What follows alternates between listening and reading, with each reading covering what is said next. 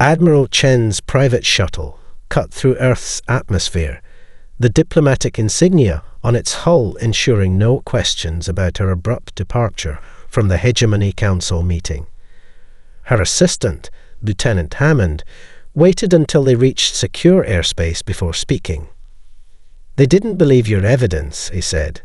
"It wasn't a question."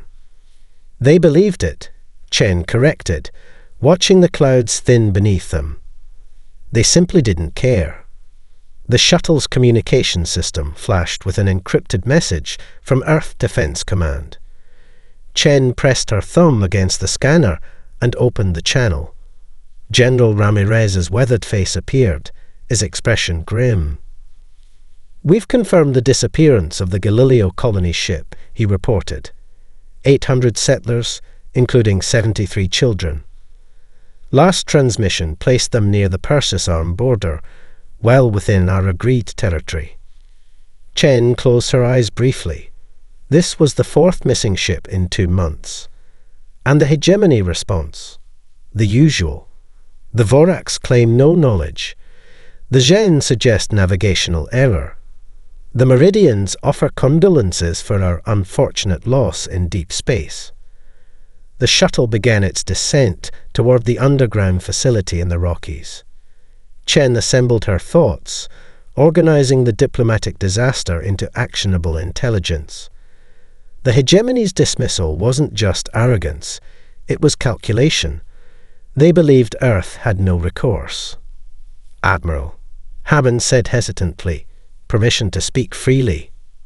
Chen nodded. "My sister was on the Galileo. If we keep playing by their rules, we'll never." "We're not playing by their rules, Lieutenant," Chen interrupted.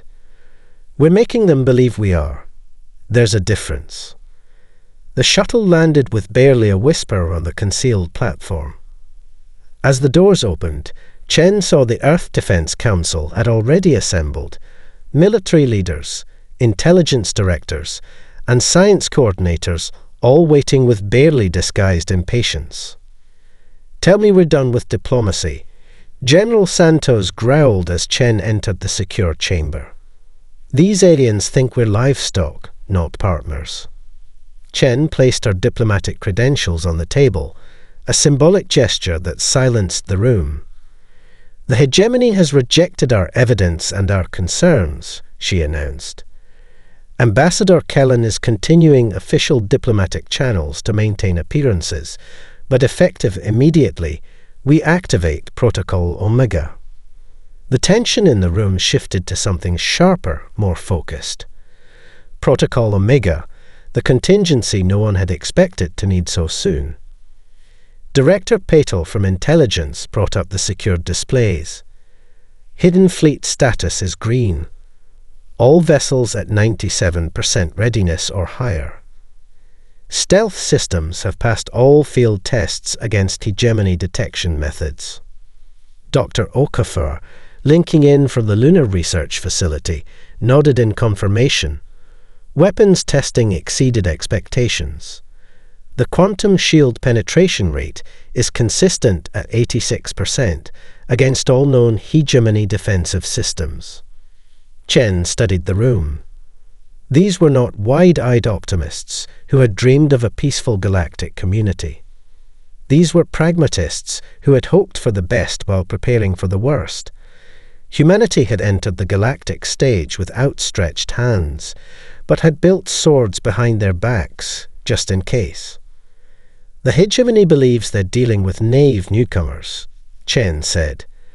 "They think our politeness is weakness, our patience is fear, and our diplomacy is desperation.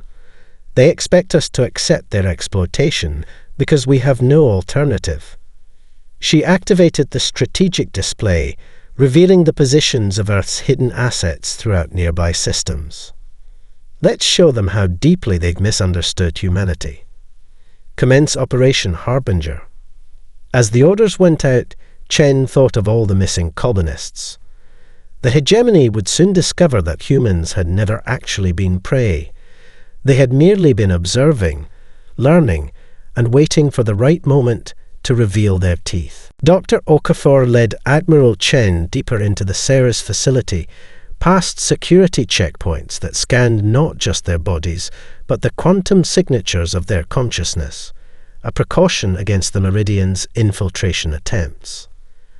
"This is where the real magic happens," Okafor said, placing his palm against a scanner that recognized not just his fingerprints, but the specific electrical patterns of his nervous system.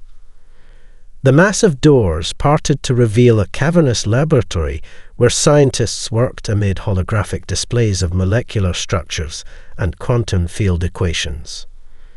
At the center stood a device no larger than a coffee table, an unassuming grey cube with faint blue light pulsing beneath its surface. "The heart of our deception," Okafor said with unmistakable pride, "and the reason that hegemony has no idea what we're capable of." Chen approached the device cautiously. "The quantum field disruptor. We call it the Whisper Engine now. More accurate to its function." Okafor gestured to the surrounding displays. "It doesn't just mask our technological signature, it actively projects false readings. Every time the gens scan our facilities, they see exactly what we want them to see: outdated propulsion systems, primitive weapons research, rudimentary shield technology." Lieutenant Commander Kurosawa joined them, her uniform bearing the insignia of Fleet Intelligence. "We've been feeding them carefully crafted breadcrumbs for years," she explained, bringing up a timeline of technological advances that Earth had strategically revealed. Each disclosure designed to reinforce their perception of us as promising but ultimately harmless. Chen studied the progression and our actual capabilities. Kurosawa's smile was tight. "That's best demonstrated rather than discussed." She activated a secure terminal, bringing up footage from a test conducted in the Kuiper Belt 3 weeks earlier. The video showed a small, unmanned craft approaching what appeared to be a standard asteroid. A barely visible pulse emanated from the ship, and the 1,000-ton asteroid simply disintegrated into particles no larger than dust. "Targeted quantum destabilization," Okafor explained. "No radiation, no heat signature, no warning. The bonds between atoms simply release." Chen watched the footage replay, her expression unreadable. "The hegemony would never allow us to possess this technology." "Precisely why we've never let them know we have it," Kurosawa replied. "Every scientific exchange with the hegemony has been carefully curated. They believe they're seeing everything while we filter out 90% of our actual progress." Okafor led them to another section where engineers worked on what appeared to be neural interface systems. The Meridians pride themselves on telepathic dominance. They never considered that we might develop technological countermeasures. He handed Chen what looked like an ordinary communicator earpiece. "This not only blocks their intrusions, but can record and analyze their telepathic signatures. Every time they've tried to read our diplomats, we've been reading them right back." Chen slipped the device into her pocket. "And the fleet status?" Kurosawa brought up a secure star chart showing hundreds of green markers scattered throughout nearby systems. Human vessels hiding in plain sight, disguised as mining operations, research outposts, or simply drifting dormant in debris fields. "All ships are in position, Admiral. Whisper engines active, weapons hot but dormant. The moment you give the command, we can transition from complete stealth to full combat capability in under 3 minutes." Chen nodded, taking in the scope of humanity's hidden preparations. What had begun as a contingency had evolved into the most elaborate military deception in human history. "The hegemony calls us children," she said quietly. "Let's show them how quickly children can grow up." High Emissary Talas stumbled back to the Meridian Embassy, his normally composed features contorted in confusion. The human delegation's mental barriers had been unlike anything he'd encountered in his 3 centuries of diplomatic service. Not crude blockades or simple resistance. Their minds had reflected his probes back with such precision that he momentarily lost control of his own thoughts. His aide, sub-emissary Neltha, waited in the private chamber, her silvery eyes widening at his dishevelled appearance. The ultimatum was rejected, she asked, already knowing the answer. They knew, Talas whispered, collapsing into a chair designed for his species' unique physiology. They knew about everything, the colony ships, the resource siphoning, the modified treaties.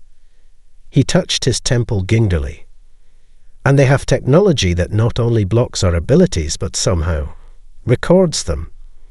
Neltha's outer eyelids flickered in the meridian expression of the alarm. Impossible. Their minds are primitive, unstructured. The Conclave assured us. The Conclave was wrong. Talas activated the secure communication array, preparing to report this disturbing development. Admiral Chen showed me recordings, actual recordings, of our telepathic sessions with previous human diplomats. They've been aware of our manipulations for years. In the orbital Meridian cruiser above Earth, Fleet Commander Sovasi received Talas's urgent transmission with growing concern. The humans' neural shielding technology represented a fundamental threat to Meridian influence throughout the galaxy. If other species acquired similar protections, accelerate the timetable, he ordered his subordinates. Prepare the psychic disruptors for planetary deployment. Back in Geneva, the human security team monitored the sudden spike in activity aboard the Meridian vessel. Lieutenant Jessica Maury, head of counter-telepathic security, reported directly to Admiral Chen. They're powering up something big, ma'am. Energy signatures match what we believe to be their long-range psychic amplifiers. Chen nodded, unsurprised. They're panicking, just as we predicted. Activate planetary shields. Throughout Earth's atmosphere, thousands of hidden emitters blinked to life, creating an invisible web of neural dampening fields. The technology, reverse-engineered from captured Meridian devices and significantly improved, would render the entire planet impervious to telepathic manipulation. In the secure conference room, Dr. Eleanor Reyes, chief of Xenopsychology, studied the real-time feed of Talas's biometric data as he left Earth's atmosphere. His stress indicators are off the charts, she reported. The Meridians base their entire diplomatic strategy on telepathic superiority.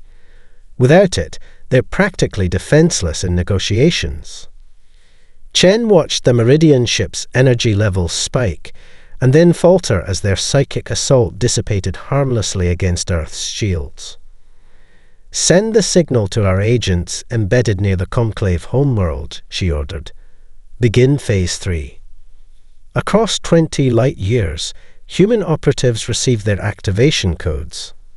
Small, unassuming devices planted near key Meridian telepathic amplifiers years ago by humans posing as maintenance workers would now begin subtle sabotage, not enough to be detected immediately, but sufficient to sow confusion and doubt throughout the Meridian communication network. What happens when they realize their telepathy is compromised everywhere, not just on Earth? Asked General Ramirez. Chaos, Chen replied simply. Their entire social structure is built on telepathic hierarchies. When those break down, so will their unity with the other hegemony species. As the Meridian ship hastily broke orbit, Chen received confirmation that human stealth vessels had begun moving into position around the Conclave's primary telepathic hub in the Tau Ceti system. While emissary Talas rushed home with warnings of human defiance, he had no idea he was already too late. The Meridians had spent decades believing they could read human thoughts. They never considered that humans had been reading their playbook all along. Colonel Maya Santos watched the surviving Vorax vessel limp away from the battlefield, its once magnificent hull now scorched and breached in multiple sections. Her tactical officer, Lieutenant Diaz, monitored the enemy ship's communications. "They're broadcasting on all frequencies, Colonel. Sending distress calls throughout hegemony space." Santos nodded. "Excellent. Let them." She turned to the holographic display showing the devastation her forces had inflicted. 14 Vorax warships, each allegedly capable of subduing an entire planetary system, now drifted as expanding clouds of debris. The engagement had been precisely calculated, not to demonstrate mercy, but to showcase tactical superiority. "Casualty report," she ordered. 3 minor injuries from power surges, ma'am. No fatalities. Defense platforms Theta and Epsilon sustained moderate damage, but remain operational. The bridge fell silent as the crew processed what they had accomplished. Decades of being dismissed as technological inferiors, only to reveal their true capabilities in 18 devastating minutes. "Establish quantum linked to Admiral Chen," Santos commanded. Chen's face appeared on the command screen, her expression carefully neutral despite the momentous victory. "Report, Colonel." "Operation Consequence complete, Admiral. 14 enemy vessels neutralized, 1 allowed to escape as planned. Minimal damage to our forces." Chen nodded once. "The Vorax High Command has received their ship's distress call. As expected, they're mobilizing their primary battle fleet from the Regal sector." Santos allowed herself a small smile. "Walking right into position for Phase 2. "Precisely." Chen consulted something off-screen. "Their command vessel carries General Mervox himself. Apparently, he refused to believe the initial reports about our capabilities." "They always did prefer learning the hard way," Santos remarked. In the medical bay of the Hayes Thermopylae, Dr. Lakshmi Patel treated the few injured personnel while monitoring the recovered Vorax life pods. The massive armoured aliens sat in stunned silence, their mandibles clicking occasionally in what xenopsychologists identified as expressions of shock. Commander Ortiz entered, eyeing the prisoners cautiously. "Doctor, Admiral Chen wants preliminary psychological assessments of our guests." Patel gestured to her tablet. "Already completed. They're experiencing what we'd call cognitive dissonance. Their cultural mythology positions the Vorax as ultimate warriors, undefeatable in combat. Today directly contradicted their most fundamental beliefs about themselves." "Good," Ortiz said. "That's exactly what we wanted." Above the nearby gas giant, Lieutenant Commander Jackson supervised the placement of quantum-laced mines along the most probable approach vector for the incoming Vorax reinforcements. The deceptively small devices, each no larger than a human hand, contained enough concentrated energy to disable a capital ship's propulsion systems without destroying the vessel. "Final mine in position, Commander," reported Ensign Chen, no relation to the Admiral, but equally devoted to the cause. "Stealth fields active. Detection probability below 2%. Jackson reviewed the tactical display with satisfaction. "The Vorax will enter this system exactly where we want them, how we want them, and when we want them." He checked the mission clock, which should be in approximately 27 hours. Back on the Thermopylae, Colonel Santos prepared her after-action report while contemplating the next phase. The Vorax, unlike the telepathic Meridians, respected only demonstrations of superior force. Today's battle would be studied for generations as the moment when humanity revealed its first layer of military capability. But only the first layer. As the quantum communication network relayed battle data to Earth's hidden fleet throughout nearby systems, Santos knew the real demonstration of power was yet to come. The Voraks were rushing headlong into a trap, their legendary battle fleet about to encounter the full extent of humanity's martial creativity. The galaxy was about to learn why, throughout human history, underestimating Earth had always been a fatal mistake. In the crystalline hive mind chamber of the Zen Collective's primary computational nexus, Oracle Commander Vex 9 faced unprecedented resistance from the High Concord. The 9 Elder Zen floated in their nutrient baths, their translucent bodies pulsing with bioluminescent patterns that expressed their disagreement. Impossible, flashed Elder Core 3, the oldest and most conservative of the Concord. Humans lack the neural architecture for such deception. Their brains are too individualistic, too chaotic for sustained collective subterfuge.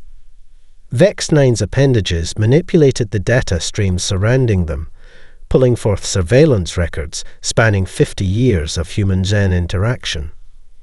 Observe the pattern, the Oracle Commander insisted, highlighting specific technological exchanges. Each human breakthrough they shared with us contained deliberate inefficiencies, flaws that would be obvious to them, but not immediately apparent to us due to our different cognitive approaches. Elder Zin 7, head of Psychological Analysis, pulsed with reluctant agreement. The humans understood our tendency to analyze technology through mathematical elegance rather than practical application. They exploited our predictable analytical methods. The chamber filled with discordant light patterns as the elders debated among themselves. Meanwhile, Gen outposts throughout 3 sectors reported unexpected contact with human vessels that had seemingly appeared from nowhere, their signatures completely absent from Zen sensory networks until the moment of their choosing. Specialist Mez-12 entered the chamber, her juvenile form still adapting to the rigors of information processing. The human fleet near the Procyon system has transmitted a message for the High Concord. They request immediate viewing. The Concord reluctantly authorized the transmission. A human officer, Commander Sarah Nakamura of Earth Defense Fleet, appeared on the shared consciousness display. "Greetings to the Zen Collective," she began, her expression neutral but confident. "By now you've detected our presence throughout what you consider Zen territory. We have disabled your surveillance network, but have caused no casualties. We come with an invitation, not a threat." The Concord's collective skepticism manifested as ripples of amber light throughout the chamber. "For decades, you've analyzed humanity through flawed algorithms," Nakamura continued. "You believed our technological development would proceed along predictable paths based on your understanding of other species. This was your critical error."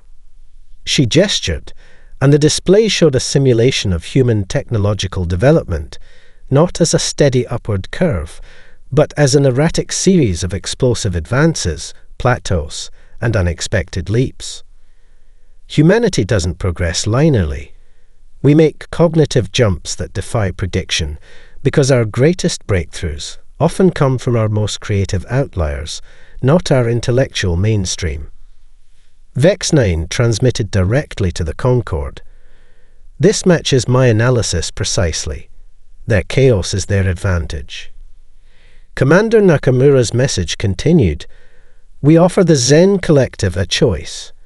Continue supporting the hegemony's actions against us, or negotiate separately as potential allies. We respect your computational brilliance and believe cooperation would benefit both our species." The transmission ended, leaving the High Concord in rare disagreement.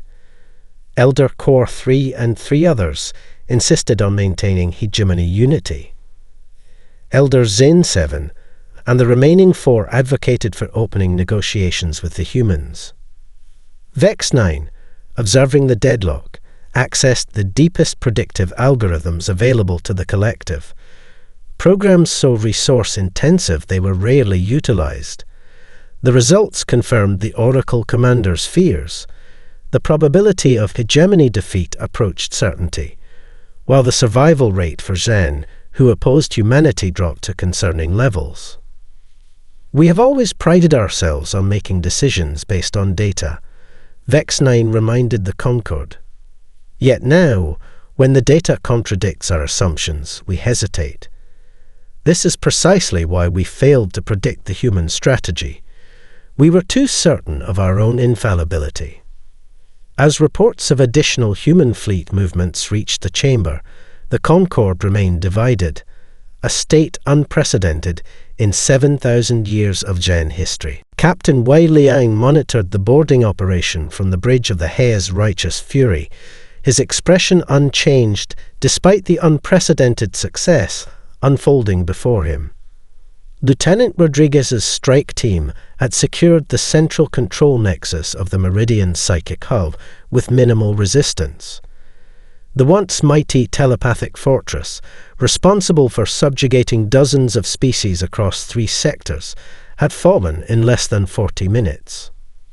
Primary systems secured, Captain, Rodriguez reported through the neural comm. Meridian defenders have retreated to the lower levels. They're disorganized. I've never seen anything like it. It's as if they don't know how to function without their telepathy. Keep your neural shields at maximum, Liang cautioned. Desperation makes for unpredictable enemies. Commander Hoshi, the ship's tactical officer, analyzed incoming data from the other simultaneous strikes of Operation Thunderclap. Sir, all primary targets report similar status. The Vorax command station at Epsilon Eridani has surrendered entirely. The Xen computational hub at Tau Butis is offline. We've achieved approximately 93% of mission objectives with minimal casualties. Liang allowed himself the slightest nod of approval. Decades of preparation, of feigned weakness, had culminated in this moment of perfect strategic execution. Lieutenant Chen monitored communications from the Meridian defenders still scattered throughout the lower levels of the psychic hub. Captain, they're attempting to send distress signals through secondary telepathic relays. Let them, Liang replied. Recording their panic will serve our psychological objectives. Deep within the crystalline structure of the hub, Lieutenant Rodriguez led her squad through chambers designed to amplify telepathic energy. The architecture itself seemed to pulse with residual psychic power, though the human neural shields rendered it harmless. Central database located, she reported, securing the room that housed the Meridian's most closely guarded secrets. Beginning data extraction. The technical specialist on her team, Sergeant Patel, interfaced with the alien systems. This is incredible, Lieutenant. They've kept records of every telepathic manipulation they've performed on other species. Political leaders coerced, treaties sabotaged, populations pacified. The extent of their influence is staggering. Rodriguez maintained her professional detachment despite the disturbing implications. Transfer everything to secure storage. Admiral Chen needs to see exactly what we're dealing with. Back on the Righteous Fury, Captain Liang received a priority communication from Supreme Commander Chen. Vorax reinforcements have arrived at Proxima Centauri, Chen informed him. General Murvox himself is leading their counter-offensive exactly as predicted. And Colonel Santos. Springing the trap as we speak, Chen's expression remained composed, but Liang detected the subtle satisfaction in her voice. The Vorax committed their entire primary battle fleet. They'll have nothing left to defend their homeworld after this engagement. Liang considered the implications. The Luridians will attempt to regroup at their secondary hub on Gliese 876th. Already under blockade by the Third Fleet, Chen confirmed. Captain, your new orders. Once the psychic hub is secured, don't destroy it. Liang raised an eyebrow slightly, the only indication of his surprise. The operation plan had called for the complete destruction of the facility. We're adapting the strategy, Chen explained. Dr. Okafor believes we can repurpose the hub's technology. The Meridians spent centuries using psychic manipulation as a weapon of control. We're going to use it to broadcast the truth to every species they deceived. Liang understood immediately. This wasn't just a military operation. It was the beginning of a galactic revolution. The hegemony's dominance had always depended on information control, on each subjugated species believing they stood alone against overwhelming power. Understood, Admiral. We'll secure the facility intact. As Lieutenant Rodriguez's team completed their mission deep within the hub, the next phase of humanity's grand strategy began to take shape, not just defeating the hegemony, but dismantling the foundations of fear that had maintained its power for millennia. The silence that followed Supreme Commander Chen's presentation hung heavy in the grand chamber of Barnard's Star Station. Representatives from 37 spacefaring civilizations exchanged glances, some in shock, others in dawning hope. The evidence she had provided, retrieved from the Meridian Psychic Hub's archives, revealed centuries of hegemony manipulation against not just humanity, but dozens of supposedly protected species. Ambassador Krell of the Vorax Empire rose to his feet, mandibles clicking in agitation. These allegations are fabrications. The hegemony has maintained galactic stability for millennia. Without our guidance, chaos would reign among the lesser. Careful, Ambassador, Chen interrupted, her voice calm, but carrying an unmistakable edge. You might not want to finish that thought. Dr. Okafor stepped forward, activating additional displays around the chamber. These are not allegations. They are the hegemony's own records, secured from your own databases. Each file contains quantum authentication markers that prove their authenticity. The Soren representative, Elder Thrix, spoke next. Our species had been among the first protectorates of the hegemony nearly 500 years earlier. We were told our sun's instability made our homeworld uninhabitable. You relocated our entire population to mining colonies while extracting resources from our perfectly viable planet. Similar revelations echoed throughout the chamber as species after species recognized their own histories in the hegemony's secret archives. The carefully maintained narrative of benevolent guidance collapsed under the weight of documented exploitation. Emissary Talos of the Meridian Conclave attempted damage control. Even if certain administrative oversights occurred, the hegemony has maintained peace. Without our stewardship, interstellar war would devastate. Peace. The representative from Proxima Centauri, Governor Hernandez, stood. Is that what you call the destruction of our colony ships? The forced relocation of our settlements when valuable resources were discovered beneath them? The telepathic manipulation of our leaders to accept unfavorable treaties? Chen allowed the confrontations to unfold, watching as the foundation of fear that had maintained hegemony control eroded in real time. When she finally spoke again, the chamber fell silent. The exploitation ends today, not just for humanity, but for all species. She directed their attention to the tactical display showing Earth's fleet positions near key hegemony worlds. We have the capability to remove the current hegemony leadership by force, but that is not our goal. She activated the holographic charter for the proposed Galactic Confederation. What you see before you is a framework for genuine cooperation, equal representation, shared technological advancement, fair resource allocation, true self-determination for all spacefaring species. Ambassador Krell scoffed. And humanity would place itself at the head of this new order, I presume? No. Chen's response surprised even some of her human colleagues. Earth will have one vote equal to all others. We seek no special status, no dominance, no control. We've studied too much of our own history to repeat the mistakes of empires. The Zen representative, analyst speaker Mes 12, spoke for the first time. Oracle Commander Vex 9 predicted this outcome. Humans never sought conquest, they sought equality. The Zen Collective officially withdraws from the hegemony and endorses this Confederation Charter. The declaration sent shockwaves through the assembly. The Zen had been founding members of the hegemony, and their defection represented a fundamental shift in power.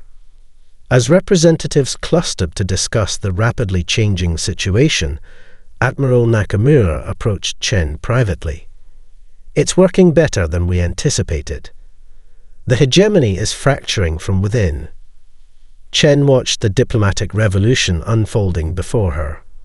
"Weapons can win battles, Admiral, but only truth can win peace." Admiral Chen stood at the observation deck of the New Geneva station, watching as vessels from 23 formerly hegemony-controlled worlds arrived for the first official Confederation science exchange. 6 months of intense negotiation, occasional military posturing, and careful diplomacy had transformed the galaxy's power structure more thoroughly than any revolution in recorded history. "Quite the view," remarked Dr. Okafor, joining her at the transparent aluminum viewport. The Zen delegation brought their prototype quantum resonance drives. The Meridians are sharing non-invasive telepathic healing techniques. Even the Vorax have contributed their gravitational manipulation technology. Chen nodded, her expression thoughtful. "And Earth. Our contributions have been selective." Okafor smiled slightly. "Advanced shield harmonics, medical nanites, sustainable terraforming methods. But we've kept the quantum destabilization technology and several other developments in reserve." "Trust but verify," Chen murmured. "Old habits." Below them, the station's central exchange hub teemed with scientists, engineers, and diplomats from species that had been bitter enemies mere months ago. The former hegemony races, particularly the Vorax, had struggled with their new equal status, but economic necessity and the unmistakable demonstration of human military capability had ensured compliance with the new order. Lieutenant Commander Park approached with a data tablet. "The final report on the recovered colony ships, Admiral. Of the 8 vessels that disappeared, we've located 6. The colonists are being repatriated now." Chen took the tablet, scanning the details. "And the other 2? Park's expression tightened. "Confirmed destroyed by Vorax military action before our emergence. General Mervox personally ordered the attacks to secure mining rights in the Epsilon Indi system." "And Mervox?" "Facing trial before the Confederation Justice Council. The Vorax Empire itself provided the evidence against him, apparently eager to demonstrate their commitment to the new order." Chen handed the tablet back, her momentary satisfaction tempered by the knowledge that some wounds could never be fully healed. The missing colonists represented just one of many hegemony crimes that would take generations to address. Captain Wei Liang joined them, now wearing the formal uniform of the Confederation Defense Force, a multi-species peacekeeping organization that had replaced the separate military structures of member worlds. "The Meridian Conclave has completed its internal reforms," he reported. The telepathic castes that controlled their government had been replaced with elected representatives. Their first democratic election in 3,000 years. Chen nodded approval, and the Zen developments. Their predictive models for the Confederation's success improve weekly. Liang replied with a hint of a smile. Oracle Commander Vex-9 has been appointed their primary representative, apparently being the only one who correctly assessed humanity from the beginning has elevated their standing considerably. The station's alert system chimed softly, indicating the approach of the final delegation to the Science Exchange, a previously unknown species from beyond former hegemony space. The Novan Collective had reached out after observing the hegemony's collapse, curious about the civilization responsible for such a fundamental shift in galactic politics. "Our first contact as equals," Chen observed, watching the elegant, crystalline vessel dock with the station. Dr. O'Cuffer studied the alien ship's design with professional interest. They're technologically advanced. Their propulsion system uses principles we haven't encountered before. "Good," Chen replied with genuine satisfaction. "We have much to learn." As the Novan delegation emerged from their ship, tall, luminescent beings with movements like flowing water, Chen reflected on humanity's journey, from a species dismissed as primitive newcomers to architects of a new galactic order in barely half a century. Not through conquest, not through dominance, but through patience, preparation, and the careful application of power when necessary. The stars had realigned, and humanity's place among them had been earned not just through strength, but through the wisdom to know precisely when and how to use it.